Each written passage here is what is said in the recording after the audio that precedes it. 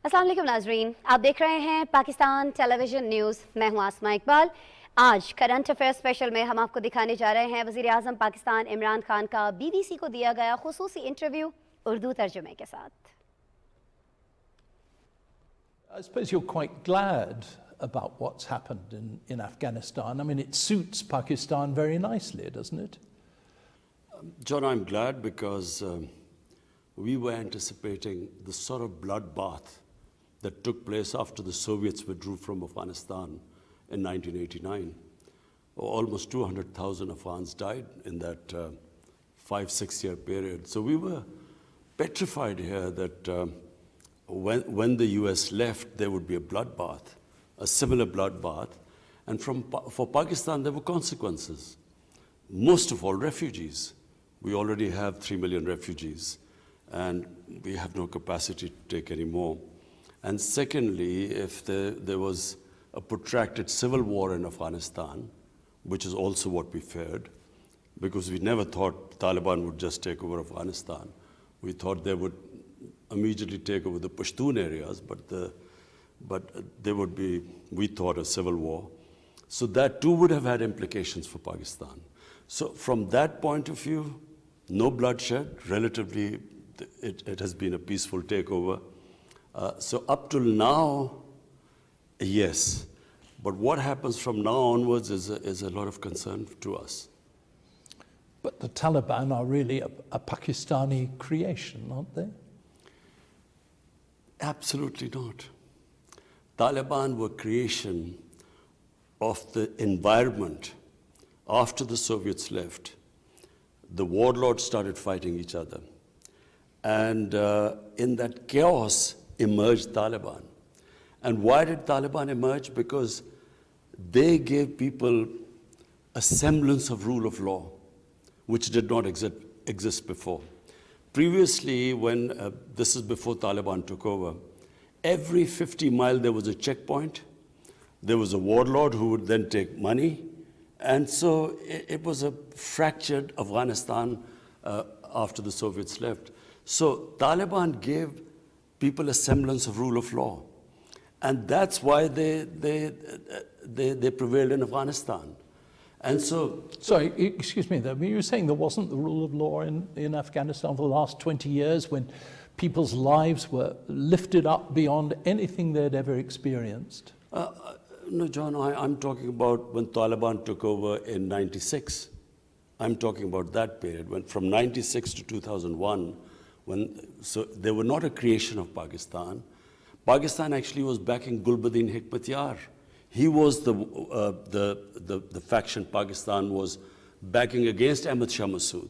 Another extremist, another Islamic extremist. Well, all the Mujahideen were religious, fighting in the name of religion. They were doing jihad. So they were all Mujahideen. They weren't secular people who were still fighting the Soviets. But all I'm saying is that when we backed one faction, in my opinion, we made a huge mistake. Because we should not have interfered. We should have just, whatever government the Afghans wanted, we should have backed them. So when you back one faction, the other turns against you. So in my opinion, it was a mistake. Pakistan made a mistake.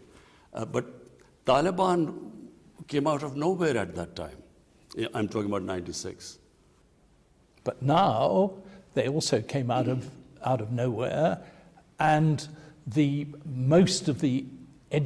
many of the educated people, the more kind of advanced people of Afghanistan are leaving in their thousands because they're terrified of the organization which you actually seem to approve of.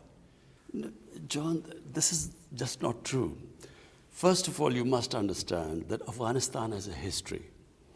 Afghanistan has resisted invaders throughout their history. I mean, you would know the British in 1842 when they invaded Afghanistan.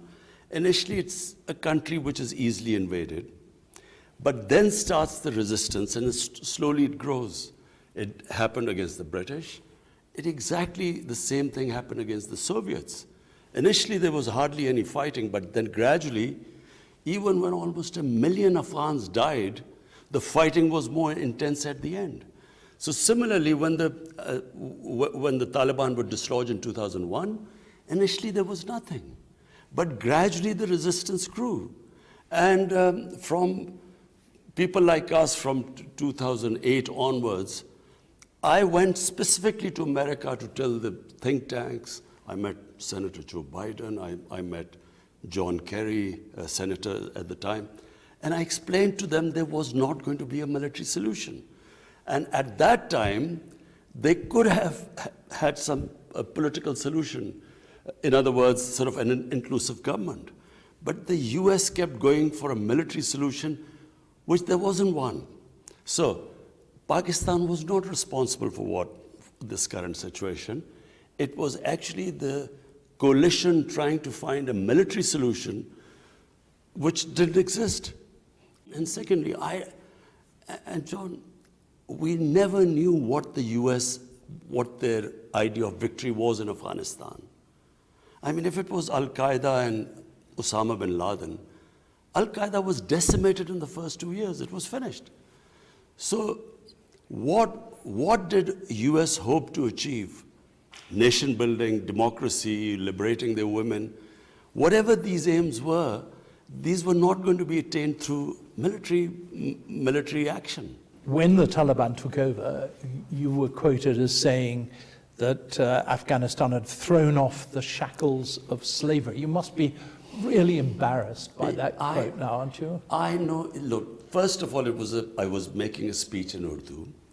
The speech was about, we were inaugurating, for the first time in Pakistan's history, one curriculum for the whole country. Until Pakistan inherited the sort of colonial system, which was for a tiny elite, it was the English medium education system.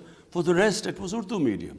So we had this two-tier system in Pakistan, one for the elite, one for the masses. So after 70 years, my government finally, we had a unified curriculum up till class 5, and I was inaugurating them. And my exact words were that mental slavery is far more difficult to shed off than physical slavery, and I mentioned Afghanistan. So it was in that context. It was just translated into English and sort of, it came out not as I intended to. No, I understand that. But this is a really good opportunity for you now to say you condemn the excesses of the Taliban and that you feel that by, for instance, preventing women from getting a decent education, once again, they're taking the wrong direction. Would you like to say that to us now? John, absolutely. Our religion, if anyone has, any idea of what our religion was, it was a liberation of women 1,500 years ago when it came. Our Prophet, peace be upon him, we regard him as someone who gave rights to women, who freed slaves, who gave equal rights to minorities. Everyone was an equal citizen. He ended racism. So we look upon him at age of advent of Islam as enlightenment. And so whenever the idea that women should not get educated is just not Islamic. It might have been some rural culture in Afghanistan, but it is nothing to do with religion. And can I say what the Taliban, the statements they have made since they've assumed power, I mean, it's very encouraging. They have said they will have an inclusive government. They have said women can work, can have education. They will give amnesty to everyone. The soil won't be used for terrorism by anyone. These are encouraging statements. So you're approving the way the Taliban are operating? No, I'm approving of what they have said. What happens now, I'm afraid, John, I can't say what happens now. In fact, no one can tell where Afghanistan goes from here. But what we hope and pray that finally after 40 years, the people of Afghanistan will have peace and stability. And you'll give the Taliban time, will you, to show whether they're the kind of government that you can approve of? Or will you say to them, they've really got to shape up and behave properly? You know, John, I think this is a great opportunity for the international community to actually incentivize Taliban to walk the talk, what they've said, to make sure that they go in that direction. Because as compared to last time, I find that the Taliban are seeking international acceptability. I think they recognize that the situation in Afghanistan, unless the international community helps them, this could really spiral out of control, and it could really, there could be a huge humanitarian crisis. So I think that they are reaching out to the international community, and that gives leverage to the international community to make sure the statements they've made, they actually implement them. I must say, from my own experience in Afghanistan, what tends to happen is that the Taliban leaders say one thing, but real day-to-day, moment-by-moment power exists in the hands of the people, the vigilantes that go around the streets. They're the ones that decide what the state of Afghan kind of society is. And it doesn't really matter what the top Taliban leaders say. Life is still going to be pretty terrible for ordinary Afghans. John, again, you know, I cannot say which way Afghanistan will go from here. And as I said, we are quite tense that if this, my biggest worry right now is the looming humanitarian crisis. Because remember, 75% of Afghanistan's budget was foreign aid. So once you take away the foreign aid, they are facing a huge crisis ahead. So where Afghanistan goes from here, I don't know. But all I can say is that they clearly, from watching from outside, there are factions within the Taliban. They're clearly the Taliban who are at the moment at the helm are trying to get international acceptability. But then there are those who have been in the field for 20 years, who would claim that they'd given a lot of sacrifices. I would imagine there would be a lot of problems within the Taliban. So where this goes, as I said, I'm afraid I'm not in a position to say what will happen. But I know what we want to happen is that if they can stick to the statements they've made, it could be a new beginning. Is that what the head of your intelligence organization, the ISI, told the Taliban leadership when he went there the other day? The head of ISI, General Faiz, when he went there, his main concern is that there were 3 different terrorist groups that have been attacking Pakistan using the Afghan soil. One is ISIS. ISIS has conducted various attacks, especially in Balochistan, against the Shia minority, the Hazara community in Balochistan. Then there are the Tehrik-e-Taliban Pakistan, the Pakistani Taliban, who were pushed out from here and who were in Afghanistan, who conducted attacks into Pakistan. Recently, they conducted an attack and targeted the Chinese workers in Pakistan. So, and that was a serious, it was a serious terrorist attack. And then thirdly, there are the Baloch terrorists, the separatists who use Afghan soil to conduct attacks in Balochistan. So our main concern is that Afghan soil should not be used for terrorism in Pakistan. I see that. I just find it hard to understand how the Pakistan Taliban can be terrorists in Pakistan's view, but not the Taliban that they support, have close links with in Afghanistan. Surely they're terrorists too in those terms. But John, look, Pakistan sided with the international coalition with the United States after 9/11.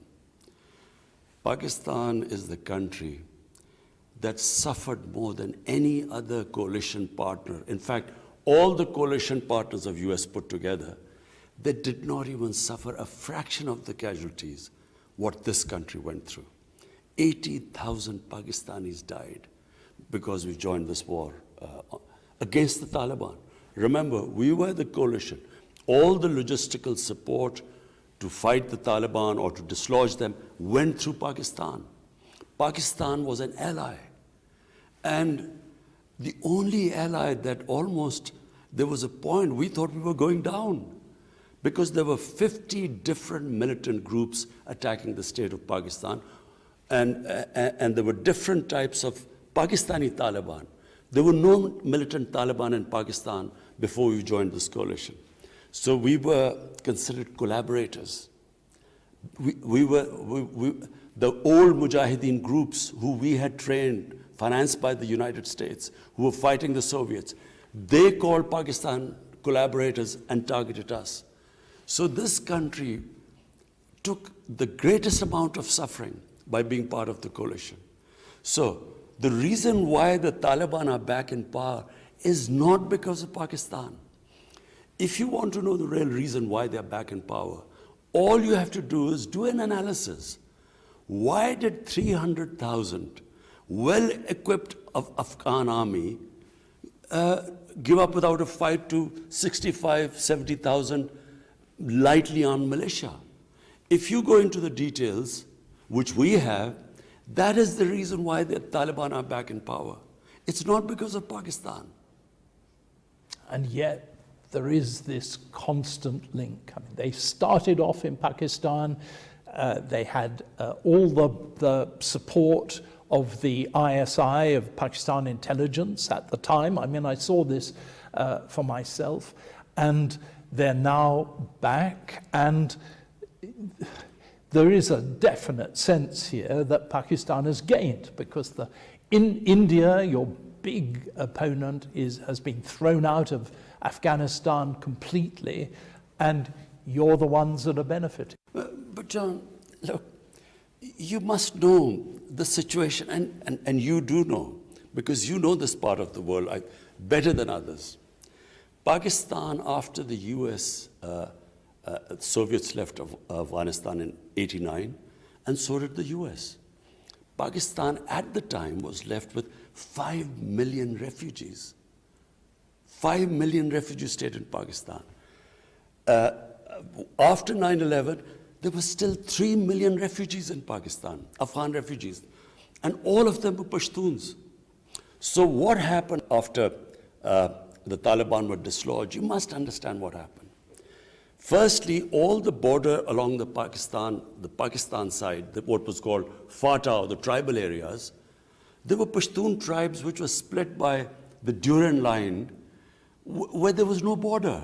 There was a free flow of people right from the time, since we existed. When the Soviets were in Afghanistan, this is from where the whole jihad was launched, because there's no border there.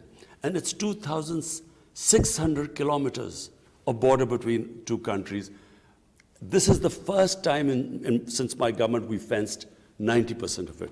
So what happened was, the tribes this side, it wasn't because of Taliban ideology, it was Pashtun ethnicity, the Pashtun nationalism, that they sided with the Afghan Taliban. They ceased to be Taliban, they became Pashtun, which always has happened throughout history.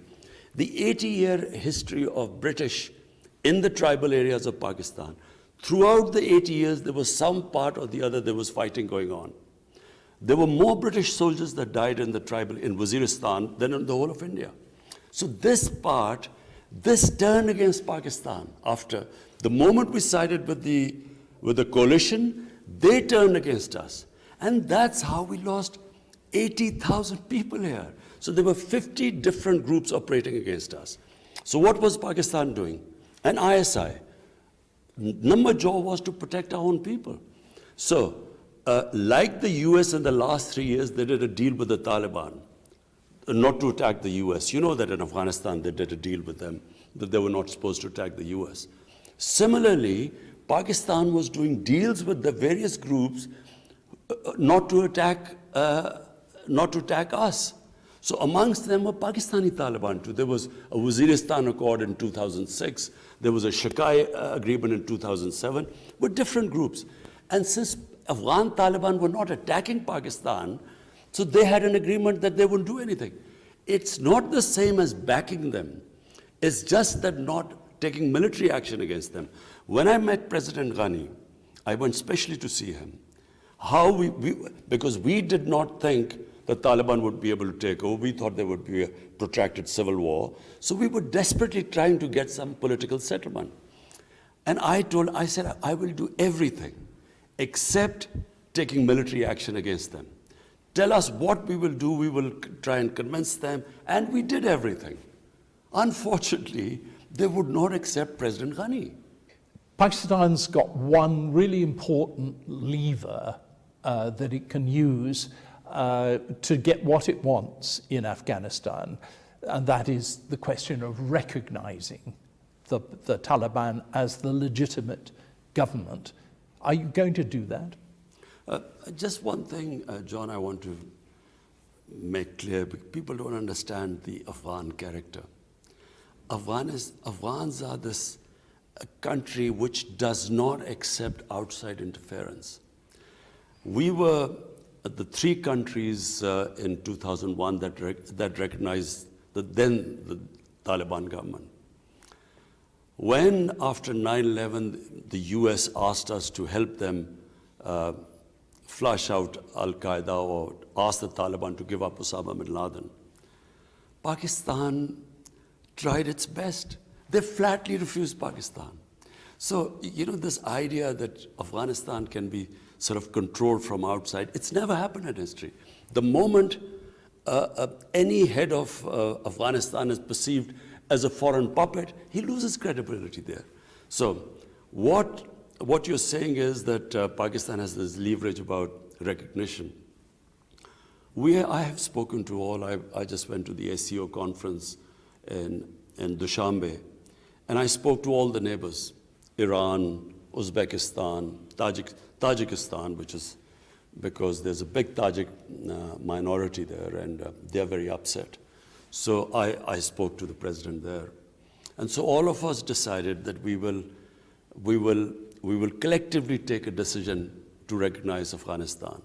And that decision would depend upon, will they have an inclusive government, their assurance of human rights, and that Afghan soil should not be used for terrorism, and neighbors are the most worried about that.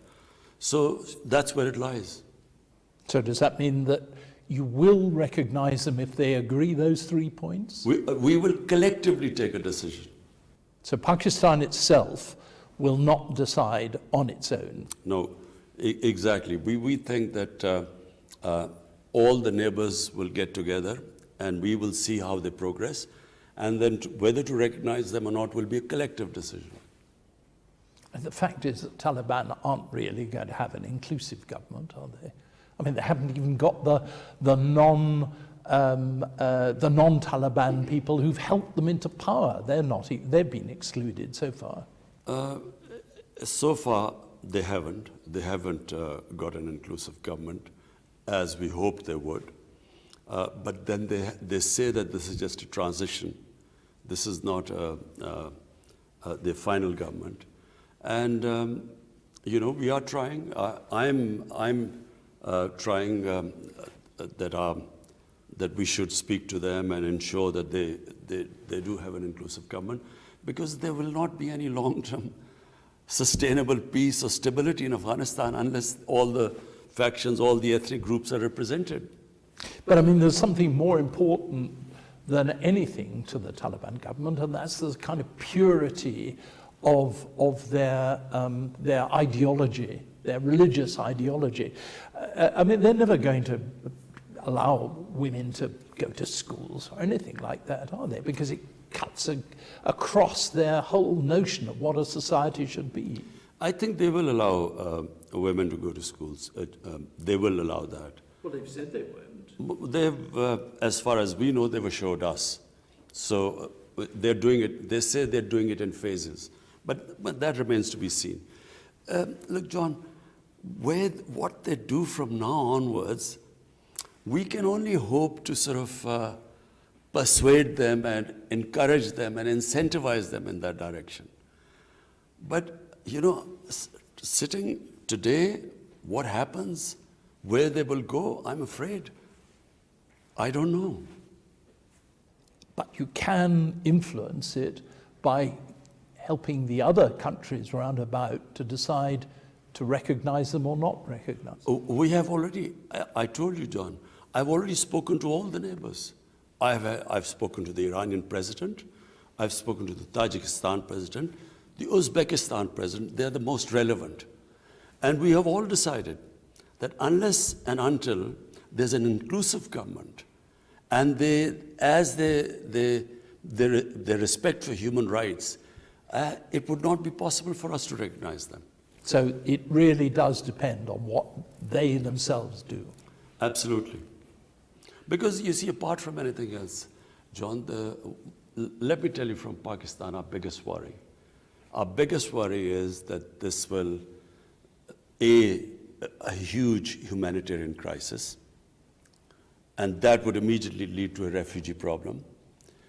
Secondly, if they do not have an inclusive government, and gradually it descends into a civil war, which if they do not include all the factions, sooner or later they will, you know, they will have again a sort of a civil war. That too will impact Pakistan.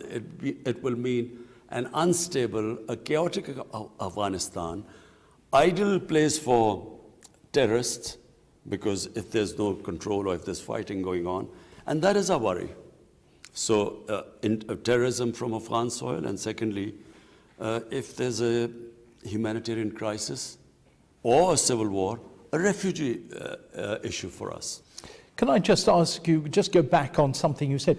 The Taliban leadership has assured you or suggested that it will allow women's education again? How strong was the assurance? No, they've given public statements.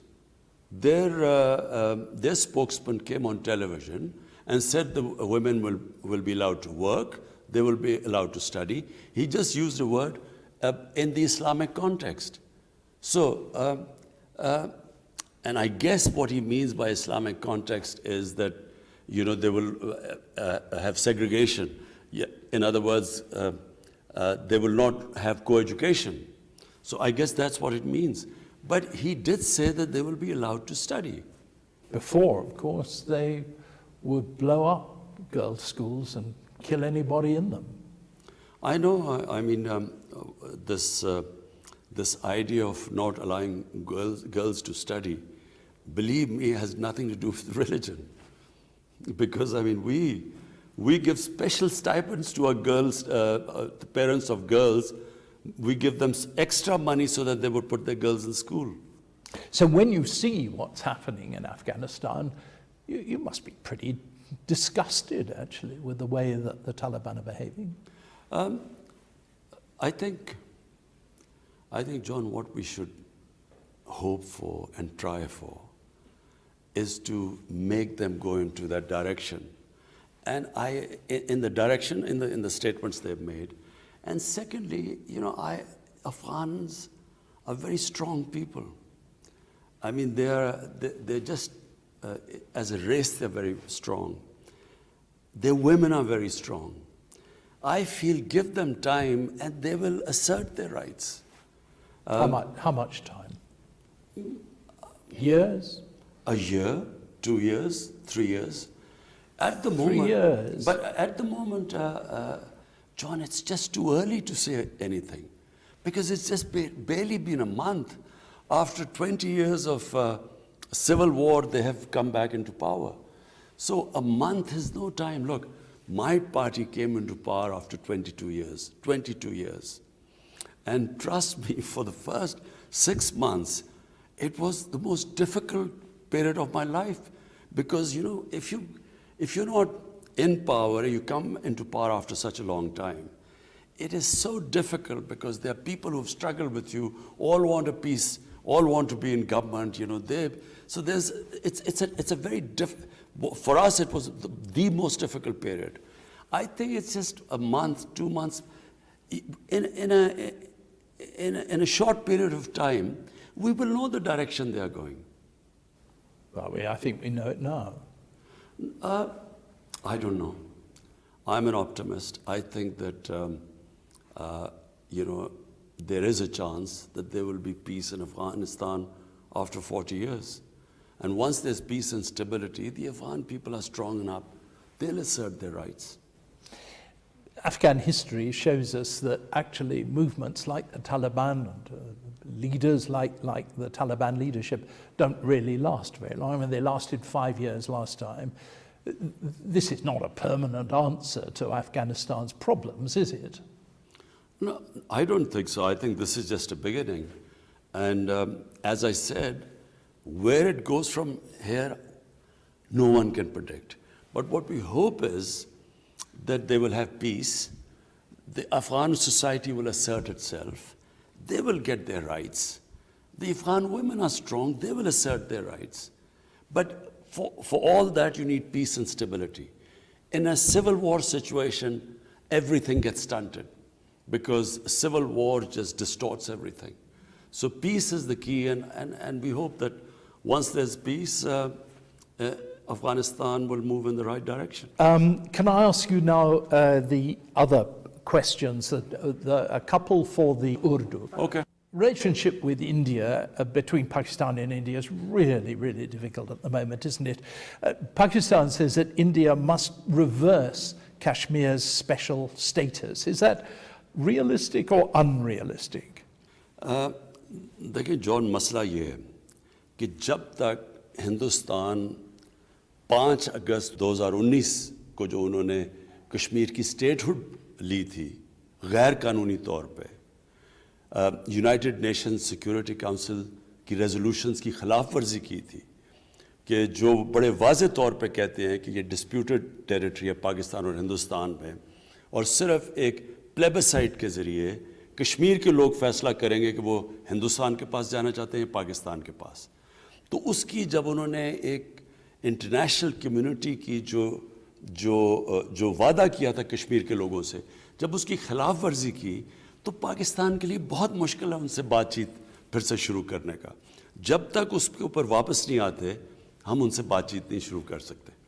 How do you think that the success of the Taliban in Afghanistan will impact on the situation in Kashmir?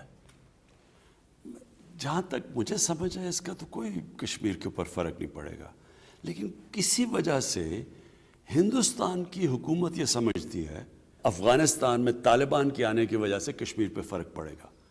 मुझे तो ये समझ नहीं आती, क्योंकि अफ़गानिस्तान के लोग तो कश्मीर में नहीं लड़ रहे थे।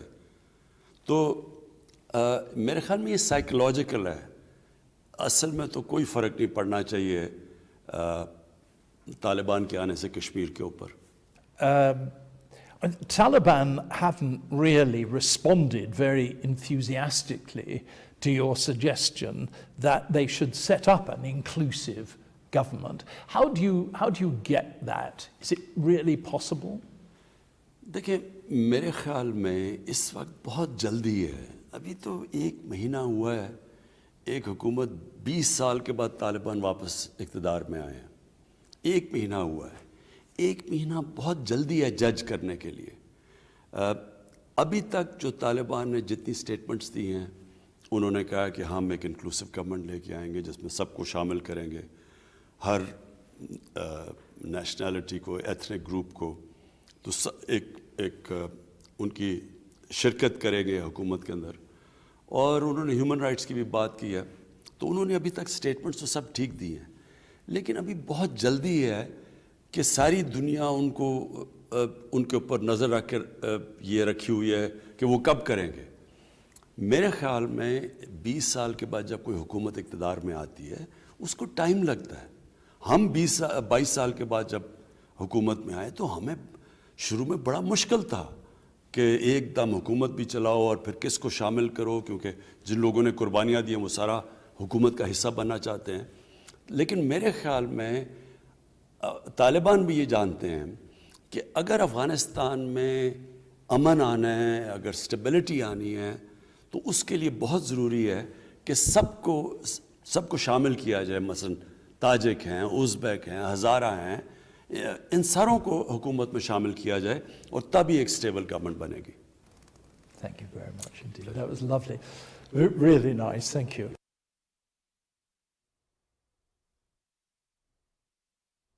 नाज़रीन, वज़ीर-ए-आज़म पाकिस्तान इमरान खान का BBC वर्ल्ड को दिया गया इंटरव्यू हम आपको दिखा रहे थे. वज़ीर-ए-आज़म इमरान खान ने ख़ास तौर पर इसमें बात की है अफ़गानिस्तान की सिचुएशन को लेकर, लेकिन कुछ बात हुई है भारत के हवाले से भी, कश्मीर के सूरत हाल के हवाले से भी. अब जो वज़ीर-ए-आज़म इमरान खान ने बातें की हैं उन पर तज्ज़िया लेने के लिए हमने राबिता किया है.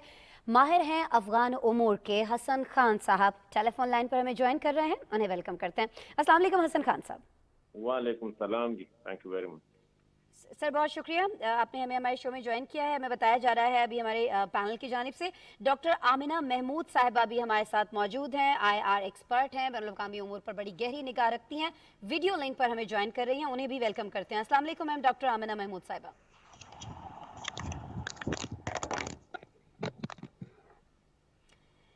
ठीक है जी, आमिना महमूद साहिबा भी हमारे साथ मौजूद हैं. हसन खान साहब से पहले मैं चाहूँगी बात कर लूँ. हसन खान साहब, ये इंटरव्यू जो अभी हम चला रहे थे उर्दू तर्जुमे के साथ, इसमें वज़ीर-ए-आज़म इमरान खान ने बहुत डिटेल्ड गुफ्तगू की है अफ़गानिस्तान में जो हुकूमत जिस तरह से कायम हुई है, जिस तरह से अमूर चलाए जा रहे हैं, या आइंदा आने वाले वक्त में वो क्या सोचते हैं, क्या होने जा रहा है, इस सब पर यहाँ वज़ीर-ए-आज़म इमरान खान ने एक बड़ी अहम बात की है कि थोड़ा वक्त दिया जाना चाहिए तालिबान को, क्योंकि अभी अभी उन्होंने अपनी एक काबीना का ऐलान किया है. बहुत सारी चीज़ें होती हैं, बहुत सारे उमूर निपटाने होते हैं. क्या आलमी बरादरी को इस बात का इदराक है जो आज वज़ीर-ए-आज़म इमरान खान ने की है तालिबान को वक्त देने के हवाले से? सर देखें जी, मेरे ख्याल में वज़ीर-ए-आज़म साहब का ये इंटरव्यू या इससे पहले इंटरव्यू दिए थे दुशंबे में जो इंटरेक्शन हुई थी शंघाई कोऑपरेशन ऑर्गेनाइजेशन में, मेरे ख्याल में हर जगह पे प्राइम मिनिस्टर एक कंसिस्टेंटली दुनिया की जो क़यादत है या जो हुकूमत है उनको ये बावर कराने की या उनको ये कोशिश करे कि उनको कन्विंस करे कि देखें तालिबान 20 साल की मुज़ाहमत के बाद अभी वो हुकूमत में आए हैं और हार्डली एक महीना हुआ है, और जितना क्लोजली उनको ऑब्जर्व किया जा रहा है, मॉनिटर किया जा रहा है, उसको थोड़ा सा टाइम दे. और फिर वो अपना मिसाल भी देता है कि देखिए जब मैंने 22 साल स्ट्रगल की, सियासी स्ट्रगल की, और 22 साल बाद जब मैं हुकूमत में आया तो मुझे समझ नहीं आ रही थी 6 महीने, क्योंकि बहुत से लोगों को लेना भी था, बहुत से लोगों को एडजस्ट करना था.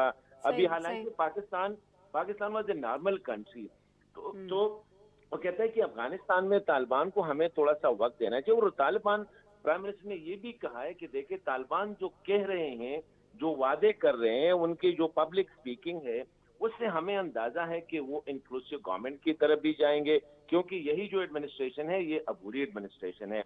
और साथ साथ उसने ये भी कहा कि पब्लिकली उसने तालिबान के स्पोक्स पर्सन ने ये कहा है कि वो खवातीन की जो है वो ग्रेजुअली उनको जॉब्स वगैरह या स्कूल कॉलेजेस यूनिवर्सिटी वगैरह में जो है वो इजाज़त देंगे, लेकिन वो ग्रेजुअल करेंगे. दूसरी बात मैं ये कहना चाह रहा हूँ असमा साहिबा कि देखिए अफगानिस्तान की एक पिक्यूलियर सिचुएशन है.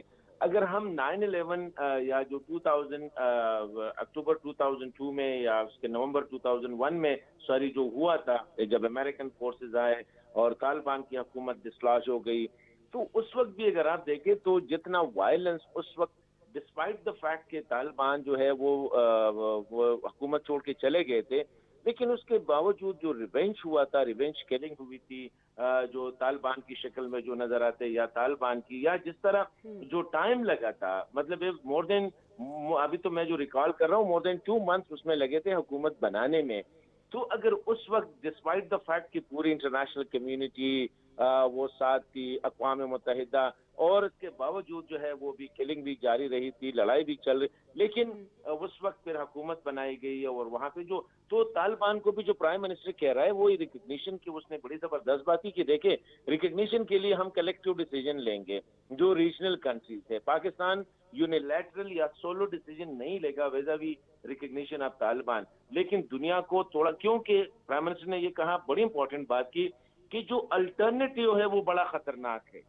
अगर आप टाइम नहीं दे रहे हैं ان کو اسپیس نہیں دے رہے ہیں اور ان پہ کلوز آبزرو کر رہے ہیں, تو الٹرنیٹیو کیا ہے؟ الٹرنیٹیو سول وار ہے, الٹرنیٹیو جو ہے chaotic situation in Afghanistan, and that will be a nightmare for Pakistan. وہ اینکر اسے بار بار جو کہنا چاہ رہا ہے پرائم منسٹر سے کچھ گلوانے کی کوشش کر رہا تھا, لیکن پرائم منسٹر نے بڑا لاجیکلی کہا تھا کہ دیکھیں پاکستان از جینوئنلی کنسرن کہ افغانستان جو ہے یہ سول وار کی طرف نہ چلا جائے, یہ کیوٹک سچویشن کی طرف نہ جائے, ورنہ وہ جو آؤٹ فلکس ہوگا ریفیوجیز کا وہ پھر پاکستان کے لیے ایک نائٹ میئر ہوگا. آلریڈی پاکستان اس وقت جو ہے نا ہوسٹ کر رہے ہیں مور دین 3 ملین ریفیوجیز, اور جب لاسٹ جو 1989 میں سوویت پہ ڈرا کر گیا تھا اس وقت پاکستان میں 5 ملین ریفیوجیز تھے اور دنیا نے ہمیں اسی طرح چھوڑا تھا. تو دیٹس دا ریزن کہ پرائم منسٹر بار بار ہر فورم پہ دنیا کو یہ کہنا چاہ رہا ہے کہ دیکھیں طالبان کو ٹائم دے, 6 مہینے دے, 1 سال دے, اتنا کچھ نہیں. اگر 40 سال کی لڑائی سے افغانستان نکل آ رہا ہے تو یہ سال, 1.5 سال یا 2 سال جو ہے اتنا بڑا وقفہ نہیں ہے کہ آپ طالبان کو دے دیں. ٹھیک ہے, آپ بھی اس بات سے اگری کرتے ہیں کہ وقت واقعتاً دینا چاہیے, کیونکہ بہت سے امور ہیں جن پر ان کو غور بھی کرنا ہے اور بہت سارے ایسے کام ہیں جو انہیں کرنے کے لیے بہت سارا وقت درکار ہے. عالمی برادری کو بھی اس چیز پر غور کرنا چاہیے, اس کو سمجھنا چاہیے. ڈاکٹر عامرہ محمود صاحبہ, آپ تک میری آواز آ رہی ہے میم؟ جی مجھے آپ کی آواز آ رہی ہے. بہت شکریہ میم ہمیں جوائن کرنے کے لیے ہمارے شو کے لیے. میم آمنہ, حسن خان صاحب تبصرہ فرما رہے تھے کہ طالبان کو وقت دیا جانا چاہیے, نہیں دیا جانا چاہیے. وزیر اعظم نے جو بات کی ہے وہ عالمی برادری کو کس حد تک سمجھ میں آ رہی ہے, یا عالمی برادری کا اس کو سمجھنا کس حد تک ضروری ہے. لیکن جب ہم عالمی برادری کی بات کرتے ہیں تو ایک چیز جو طالبان بہت زیادہ شدت سے چاہ رہے ہیں, جس کا وزیر اعظم عمران خان نے خود بھی ابھی ذکر کیا ہے اپنے اس انٹرویو کے اندر, کہ وہ یہ چاہتے ہیں طالبان کہ عالمی سطح پر ان کو تسلیم کیا جائے, ان کی اس حکومت کو مانا جائے. اس ساری چیز کے لیے وزیر اعظم عمران خان نے فرمایا کہ کیا یہ جا سکتا ہے عالمی برادری کی جانب سے کہ ان سے یہ کہا جا سکتا ہے طالبان کہ ٹھیک ہے جی ہم آپ کی حکومت تسلیم کرنے کے لیے تیار ہیں, لیکن شرط اس کے لیے یہ رکھی جا سکتی ہے کہ آپ نے جو چیزیں پرومس کی ہیں آپ وہ چیزیں کریں, ہم آپ کو تسلیم کر لیتے ہیں. آپ سمجھتی ہیں کہ اس پر عمل کرنا عالمی برادری کے لیے ممکن ہے کہ یہ شرائط رکھی جائیں, شرائط پوری ہو جائیں تو پھر واقعی تسلیم کر لیا جائے ان کو؟ دیکھیے اس میں 2 باتیں ہیں نا. ایک تو یہ کہ جو ہم اپنی اصطلاح میں کہتے ہیں کہ ایک ڈی فیکٹو گورنمنٹ ہوتی ہے اور ایک ڈی جور ہوتی ہے. جو جیورسڈکشن ان کی افغانستان میں اسٹیبلش ہے اس وقت ان کو کوئی بھی چیلنج نہیں کر سکتا, تو اس لیے وہ ڈی فیکٹو گورنمنٹ میں ہے. عالمی برادری اس کو تسلیم کرے یا نہ کرے, وہ ڈی فیکٹو گورنمنٹ ہے اور الٹیمیٹلی ان کو تسلیم کرنا ہی پڑے گا. دوسرے جو ریزرویشن ہے عالمی برادری کی, وہ اس بیسس پہ ہے کہ طالبان شاید ساری ان انٹائر ویسٹرن پاتھ پہ چلیں گے, اور وہ جو افغانستان میں دوبارہ ایک اسلامی گورنمنٹ جو لانے کی بات کر رہے ہیں, کنزرویٹو گورنمنٹ لائیں گے جس میں ساروں کے حقوق محفوظ نہیں ہوں گے, خاص طور پہ خواتین کے اور بچوں کے. تو اس لیے شرائط رکھنا بھی ان کا حق ہے. دیکھیے طالبان اس وقت جس بھی پوزیشن میں ہیں وہ اس کو کوئی اپنی پوزیشن سے ہٹا نہیں سکتا. اس وقت نہ امریکہ یہ افورڈ کر سکتا ہے کہ ان کے اوپر اٹیک کر دیا جائے اور ان کو ڈس لاج کر دیا جائے کابل کی گورنمنٹ سے. تو اونلی آلٹرنیٹو جو ہے وہ ویٹ کرنا ہی ہے. اور جو عمران خان کہہ رہے ہیں وہ اس لحاظ سے بالکل صحیح ہے کہ کچھ مہینے بھی نہیں ہوئے ان کو آئے ہوئے, اور اگر 20 سال میں امریکہ وہاں پہ نہ تو ہیومن رائٹس لا سکا ہے, نہ ڈیولپمنٹ لا سکا ہے, نہ وہ تبدیلی لا سکا ہے جو معاشرے میں تبدیلی کے لیے ضروری ہوتی ہے, تو پھر آپ کے پاس ادر آپشن کیا ہے؟ اگر آپ ٹرائی نہیں کر چکے ہوتے تو پھر آپ کہہ سکتے تھے کہ ہمیں دے دیں افغانستان, ہم تبدیلی لے آئیں گے. لیکن 20 سال تک وہ نیٹو افواج کے پاس رہے, انہوں نے بلینز اور ٹریلینز آف ڈالر لگائے, لیکن اس کے باوجود بھی نہ تو وہ خواتین کی حالت بدلی, نہ وہاں پہ اسکول قائم ہوئے, نہ ہاسپٹلس قائم ہو سکے سوائے ایک لمیٹڈ ٹھیک ایریا کے. ہے, یعنی تو پھر میم آمنہ آپ یہ کہنا چاہ رہی ہیں کہ انتظار جہاں کرنے میں 20 نا. سال انتظار کیا گیا ہے, اگر وہاں تھوڑا اور انتظار کر لیا جائے, طالبان کو موقع دیا جائے, تو اس میں کوئی مذائقہ نہیں ہے. حسن خان اس کے علاوہ صاحب کوئی آپ آپشن کی نہیں ہے نا. جی میم آپ ہمارے ساتھ لائن پہ ہی رہیے گا, آپ سے میں مزید بھی بات کروں گی. حسن خان صاحب کی جانب جانا چاہوں گی. حسن خان صاحب, ایک اور بڑی اہم بات, بڑا واضح پیغام یہ دیا گیا ہے دنیا بھر کو کہ پاکستان کو جہاں پر بھی افغانستان کی سچویشن کو لے کر ذمہ دار سمجھا جا رہا ہے, وزیر اعظم نے کہا کہ ہم یہ بہت واضح کر دینا چاہتے ہیں کہ پاکستان کسی طور افغانستان کی اس صورتحال کا ذمہ دار نہیں ہے, کیونکہ پاکستان کبھی بھی اس حق میں نہیں تھا کہ افغانستان پر جنگ مسلط کی جائے, بلکہ جو لوگ ذمہ دار ہیں وہ لوگ ہیں جو اتحادی ہیں، جنہوں نے مل کر امریکہ کے ساتھ ان پر جنگ مسلط کی۔ آپ کی سمجھتے ہیں کہ جس طرح سے وزیر اعظم عمران خان نے آج یہ انٹرویو میں بات واضح کی ہے، UNGA اجلاس ہونے جا رہا ہے، اقوام عالم کو یہ پیغام پاکستان کا وہاں پر بھی دینا بنتا ہے کہ جی وی آر ناٹ رسپانسیبل جو کچھ ہوا ہے، اور اب سارا ملبہ جو ہے وہ پاکستان پر ڈالنے کی کوشش نہ کی جائے، یہ واضح کرنا ضروری ہے نا سر؟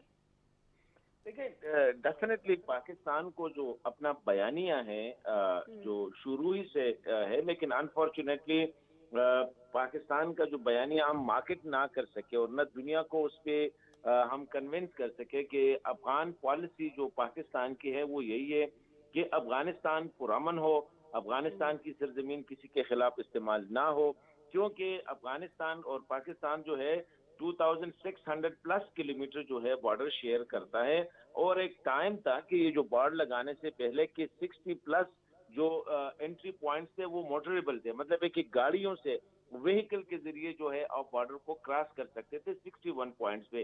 باقی جو مطلب ہے کہ پیڈسٹرن جو پیدل تو جہاں سے بھی آپ چاہتے تو آپ آ جا سکتے تھے اور آتے جاتے بھی تھے، اور یہ واحد پاکستان ہی تھا کہ مشکل سے مشکل حالات میں بھی ڈیلی تھاؤزنڈس آف افغان جو ہے وہ بارڈر کراس کر کے بغیر ویزے کے پاکستان آتے تھے، اور پاکستان کے لیے یہ ایک اکنامک امیگرنٹس بھی تھے، ان کے سیکیورٹی اور بھی سچویشن تھی۔ تو پاکستان دنیا کو یہ کنونس کرانا ہے، اور ساتھ ساتھ اگر آپ کو جنرل کیانی صاحب جو گئے تھے فیمس جو لیک ہوا ہے کہ جب وہ پینٹاگان گئے تھے 2010 یا 2011 میں، اس وقت جنرل کیانی نے کہا تھا کہ دس از دا رائٹ ٹائم کہ آپ ایک ڈیل کرے اور ایک آنریبل ایگزٹ کرے طالبان کے ساتھ، وہ مطلب ہے کہ کم اس پہ راضی ہو سکتے تھے، لیکن یہ جو امریکن تھے یا ان کے جو انٹرنیشنل الائز تھے وہ ان کے لیے وہ مان نہیں رہے تھے، اور پریزیڈنٹ کرزئی نے بھی خود کئی دفعہ کہا ہے کہ مجھے جو طالبان کی طرف سے اپروچ ہوا تھا کہ وہ ریکنسیلیشن چاہ رہے تھے when president Karzai was in power، لیکن انفارچونیٹلی یہ نہیں مان رہے تھے، اور ان کا یہ جو تھا کہ وہ جو گورنمنٹ ہوتی ہے کہ آپ کو you have the world best killing machine دنیا کی ہے، the world best killing machine کی فیکٹری جو آپ کی ہے، اسی طرح آپ کے ساتھ پیسہ بھی ہے، آپ کی دا بیسٹ فورس بھی آپ کے پاس ہے، اور آپ کی وہ گورنمنٹ یہی تھی کہ وی ول ہولڈ دم آؤٹ، کہ ہم جہاں بھی ہوں گے ہم ان کو جو ہے ہم ان کو ایلیمینیٹ کریں گے ٹوٹلی۔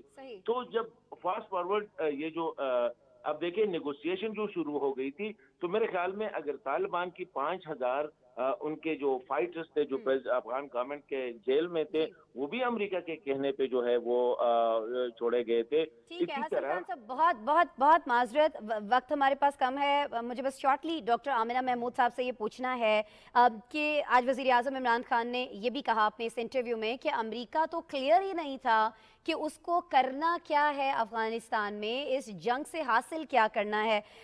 میم آمنہ، پھر یہ کہا جائے کہ جو حکمت عملی جس طرح سے وزیر اعظم نے بھی کہا، اب پہلے تو مقصد کلیئر نہیں تھا، پھر حکمت عملی بھی غلط تھی، امریکہ کو اس بات کا ادراک ہے، اور ہم اب یہ سمجھیں کہ امریکہ آئندہ ایسی کوئی غلطی نہیں کرنے والا ہے، خاص طور پر افغانستان کو لے کر؟ دیکھیے امریکہ کے لرننگ کیپیسٹی جو ہے وہ بڑی کم ہے، وہ اپنے فورن پالیسی گولز بناتے ہیں اور اس کے اوپر سٹک رہتے ہیں، اس کے بعد وہ اپنے ناک کان دماغ سب کچھ بند کر لیتے ہیں اور اپنی ایک اسٹریٹجی پہ چلتے رہتے ہیں، اور یہ ہم نے ایویڈنس دیکھا 20 سال تک، اس سے پہلے ہم نے یہ ویتنام میں بھی دیکھا۔